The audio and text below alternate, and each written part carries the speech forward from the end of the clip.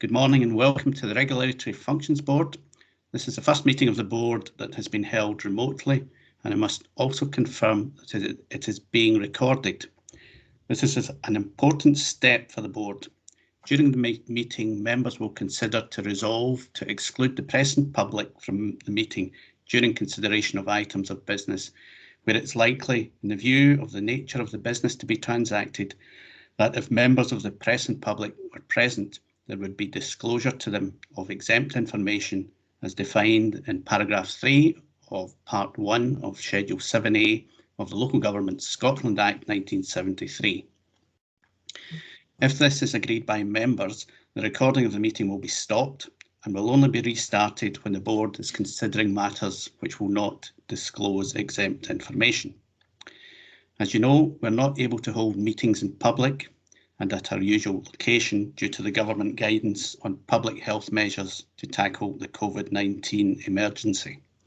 Therefore, it is important that we take those steps available to us to make the proceedings of this board open to scrutiny, not only by the public, but also by all other elected members.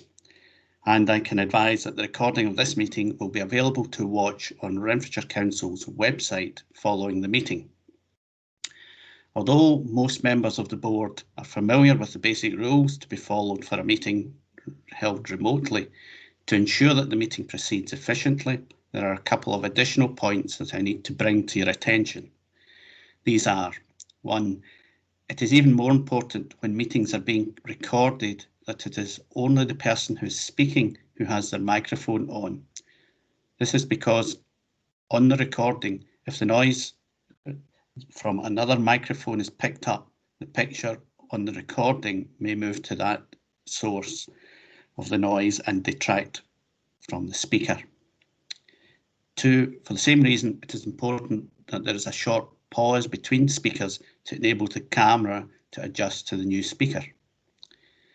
3, the content of any show conversation instant message sent on the Teams system will be shown on the recording. Members who are accessing by phone should also put their phones on mute when not addressing the meeting. Before moving on to the agenda, can I ask that the clerk does to do a roll call of members so that it's clear who's present on the recording? Elaine? Morning, councillors. Just to confirm that at this morning's meeting we have Councillor Eddie Devine, Councillor Audrey Doig, Councillor Lisa Marie Hughes, Councillor Alistair Mackay, Councillor Andy Steele, Councillor Jane Strang, Councillor John McNaughton and Councillor Emma Rodden. The officers who are here are myself, Elaine Curry, one of the committee team. We have Paul Sheark, another member of the committee team. And from licensing we have Douglas Campbell, Aileen Easton, Gillian McIntosh, Natalie Barr and Andrew McLaughlin, and we have Mark Conahan also from Legal and Democratic Services. Also in the meeting are 2 ICT technical staff, Gillian Dickey and Duncan Pole. Okay, and this, Elaine? Sorry? Did we cover apologies? No, from apologies we have Councillor Cathy McEwen and Councillor Kevin Montgomery. Okay, thank you. And any declarations of interest from members? None intimated. We'll move on to item 1 on the agenda, which is a grant of temporary late hours catering licence and a grant of late hours catering licence, the 2 licences. Douglas, could you introduce this one, please?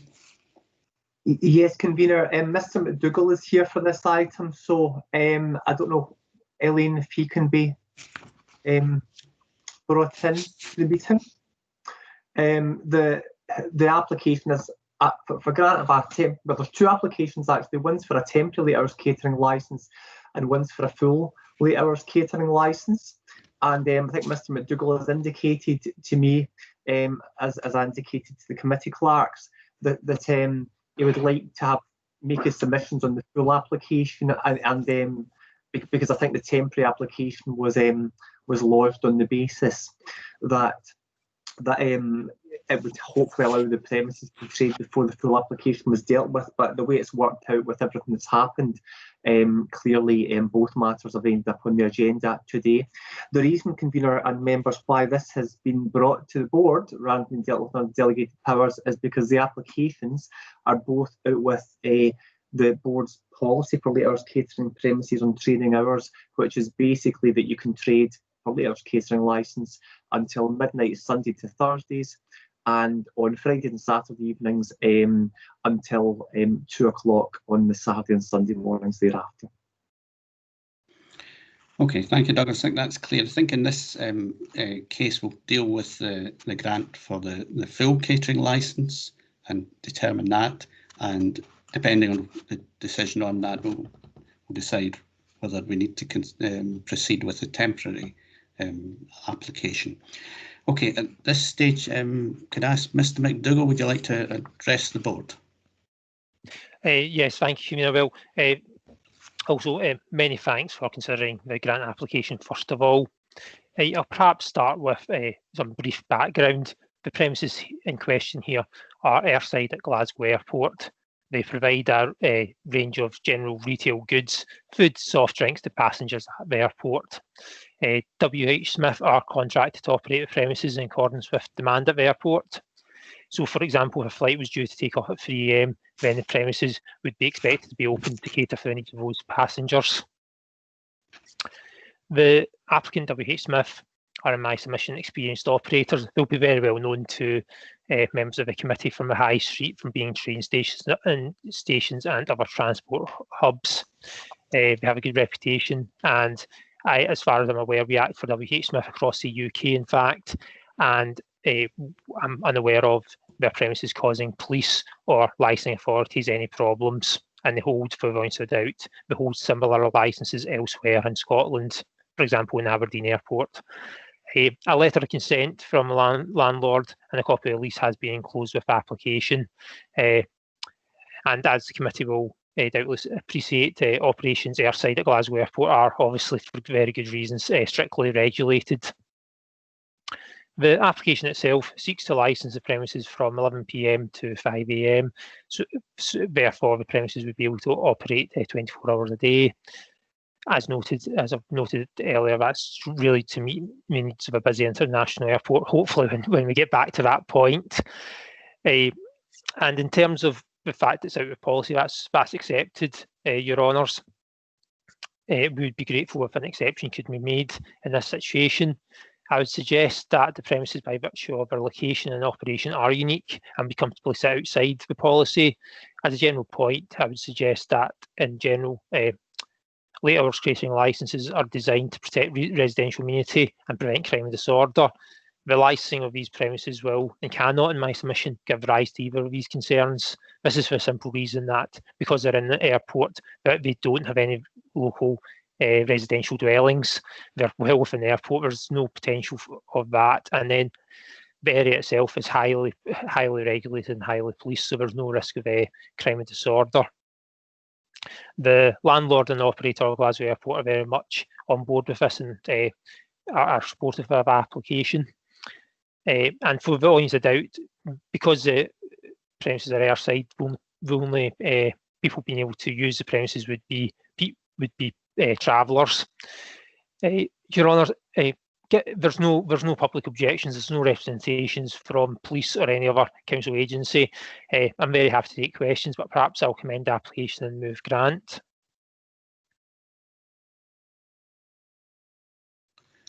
Okay, thank you, Mr. McDougall. If any members have questions, could you just type a Q into the chat box?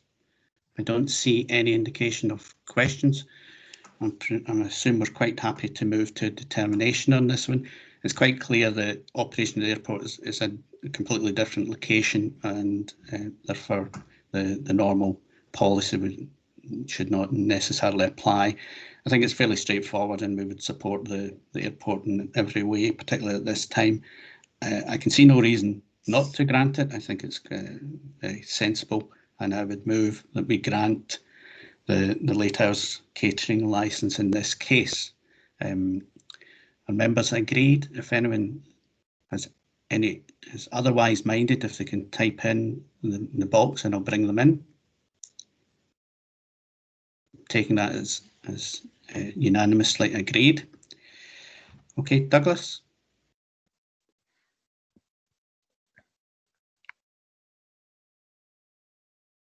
Douglas, could you come in? Sorry, thanks, convener. Sorry, yes. Just to confirm then, is Ms McDougall then minded to withdraw the temporary application? I think it indicated that he would. Yes, I'm minded to. I'm happy to withdraw the temporary application then, please. Okay, thank you. That's the conclusion of item 1, and the temporary licence has been withdrawn. Okay, thank you, Mr. I'm grateful. I'm grateful, Your Honour. Thank you. Right, how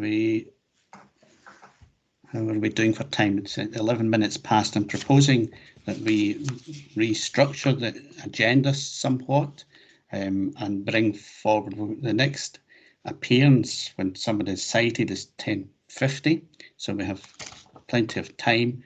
I propose that we move to and bring forward, and we'll deal with item 5, which is the public is still in public, and it's a Civic Government Scotland Act review of taxi fares within Renfrewshire. Douglas, could you introduce this? Thanks, convener.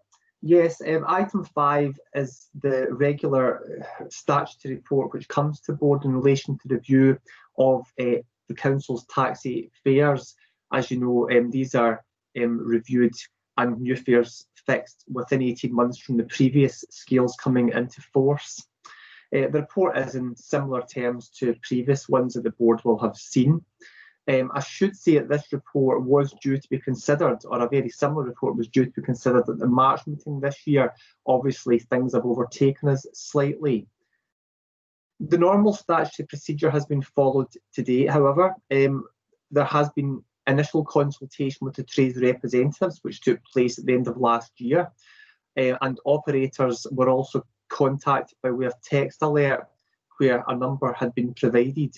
We got 3 responses which are narrated in the report, and you'll see that the second recommendation that we received is supported by a firm of transport consultants' technical report. At this point, the board is asked to agree a proposed taxi scale for the purpose of advertisement, which will allow further comments to be received from the public and anyone who wishes to comment on the proposed fare scale, and then a further report will be brought back in due course to the board.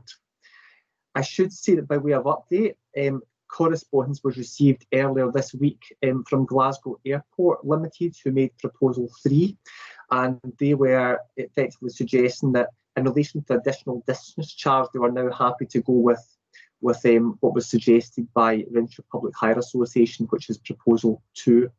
There was also a suggestion that the barrier charge at the airport, which they had asked in their initial response, be increased to £3, could be more flexible rather than having a fixed charge. But obviously that would be something members would have to discuss.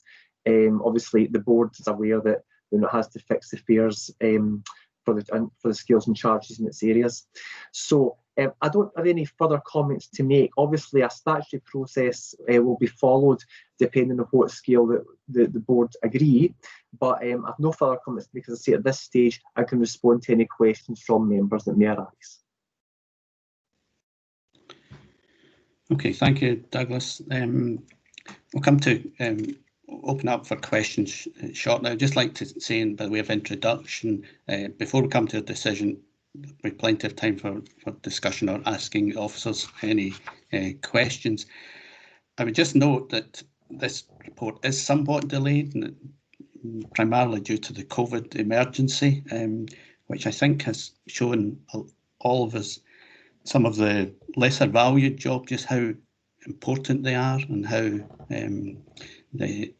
in particular, in this case, taxi drivers were amongst the highest risk still operated, and I think it's against that background that we're considering this item. I'm going to open it up for questions. I see Councillor Devine has a question. Councillor Devine. Chair, could I just ask, it's about the barrier charge. Could that be explained again? Does the airport want to put it up or take it off, or is it at their whim whether they put it up more, or are they?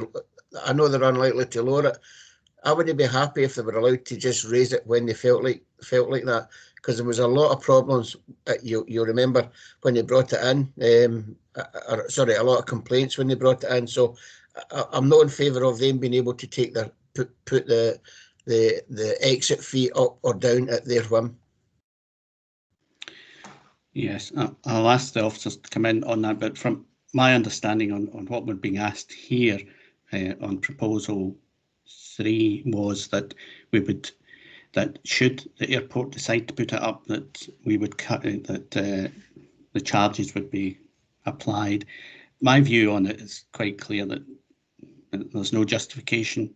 We don't control what the airport charges, unfortunately. We only set the limit, but I see no merit in, particularly in advance of them putting up the fee, of us agreeing to an increase in that. Douglas, would you like to? Chair, could I just say I totally agree with you. I don't see, and I see Councillor Mackay wants to come in this as well. I don't agree that the airport should be able to put the I think unjust tax on people travelling to and from the airport. I would be against them being able to do that. Right. Unfortunately, that's beyond the remit of this board, but I wholeheartedly agree. Councillor Mackay, would you like to come in?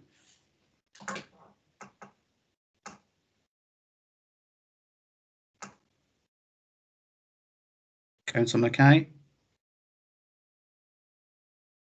To work. We can hear you now. Yeah. Yes, carry on. Okay. I'm not happy with the principle that there is a barrier charge in the first place, because the airport is there to serve the travelling public and has an income from the travelling public as it is.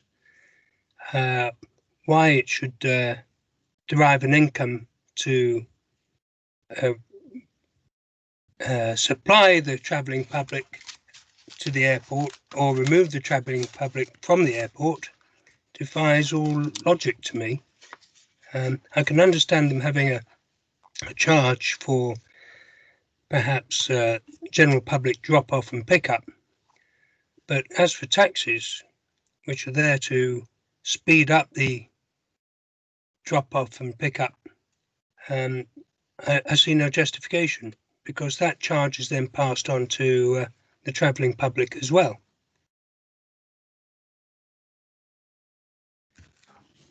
Okay, thank you, Councillor Mackay. I agree with your sentiments there, and unfortunately we don't control what the airport charges. I'm going to ask Mark Conaghan to come in on this item. Mark? Thank you, Convener. Yes, that's absolutely correct, and I think this has been discussed before the board at previous fare reviews. We cannot control what Glasgow Airport choose to do with regards to their what are essentially private premises, and if they want to charge taxi drivers a fee for entering onto the property, they're free to do so.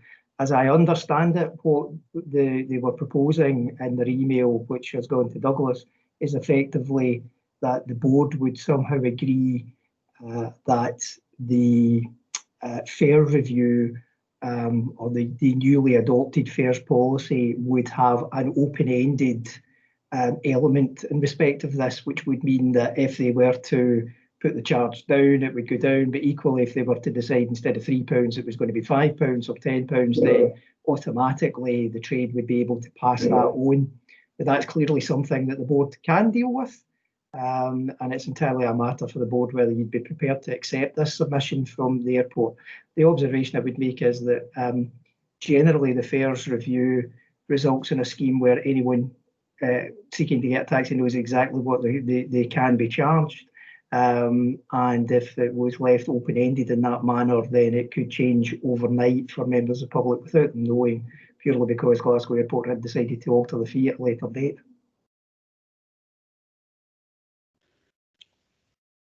Okay, thank you for that. I see Councillor Hughes had a question. I think it's been answered. Can you just confirm that, Councillor Hughes? Okay, thank you. Councillor Devine has another question. Councillor Devine. It's more it's more a statement to what Mark says, and listen carefully to what he said there.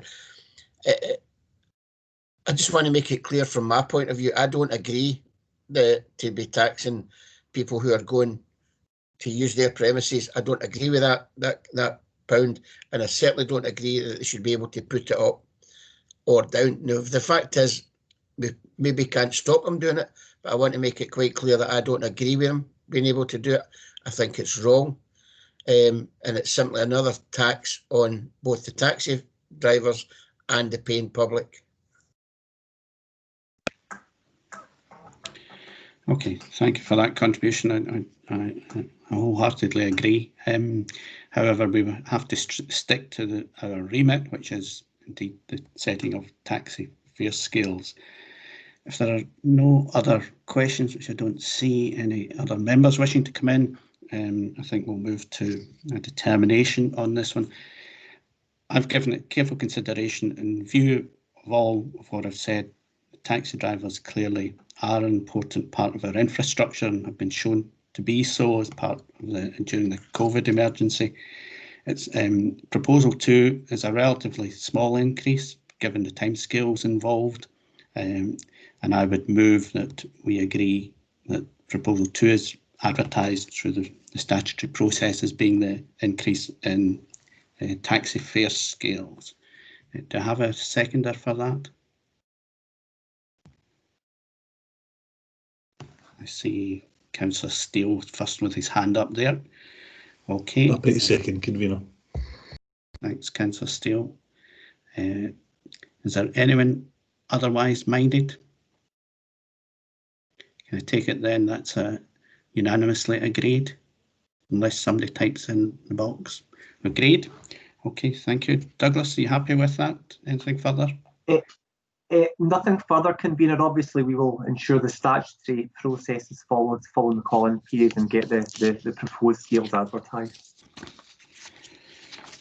Okay, so we're still well ahead of schedule. I would propose we move on to item 6, which again is in public taxi licensing unmet demand. Douglas? Thanks, convener. I've got very little to add to the terms of this report. As you know, the council operates a numbers limit in relation to the number of taxis at 235 currently, and in support of that limit, the civic enforcement officer Gillian McIntosh regularly carries out stance observations. Again, like the last report, this was one that was anticipated to come before your meeting in March of this year. Hence, that some of the information's it's not as recent as it obviously would have been had the report come before you at that time.